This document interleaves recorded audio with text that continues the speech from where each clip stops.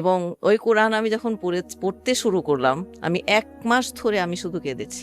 কোরআন আমার সবকিছু এলোমেলো করে দিয়েছে। খুবই মোটামুটি গোছের একটা কোরআন, অনুবাদ খুবই দুর্বল। কিন্তু আমি চিন্তা করলাম যে আমি সাহিত্যের অলিগলি ঘোরা মানুষ, মানে সাহিত্য বঙ্কিমচন্দ্র, শরৎ, তারপরে সুনীল গঙ্গোপাধ্যায় থেকে শুরু করে এমন কোনো বাংলা রাইটারের বই নাই যেটা আমার পড়া, রবীন্দ্রনাথ। সো বাংলা সাহিত্যের যে সম্পর্কে তো আমি জানি ভালো, কিন্তু ওই কোরআন পড়তে গিয়ে দেখলাম যিনি অনুবাদ করেছেন, উইথ ডিউ রেসপেক্ট, অনুবাদ খুবই দুর্বল। কিন্তু কোরআনের আয়াতের যে শক্তি, পাওয়ার, সেইটা আমার ভেতরটা ভেঙে চুরে দিল। সো আমি তখন চিন্তা করলাম যে একটা এত দুর্বল একটা অনুবাদ, ভাষাগত দুর্বলতা, এত অনুবাদ পড়ে যদি আমার এই অবস্থা হয়, তাহলে এটা অরিজিনালি অ্যারাবিক বইটা কেমন?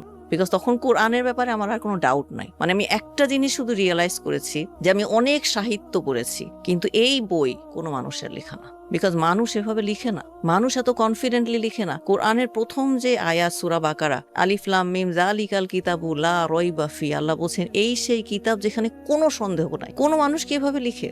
আমরা কিন্তু একটা মুখবন্ধ দেই যে যদি কোনো ভুল হয়ে থাকে আপনারা জানাবেন, দ্বিতীয় সংস্করণে আমরা এটাকে কারেকশন করব। সো আমরা বলি যে মানুষ মাত্রই ভুল হয়।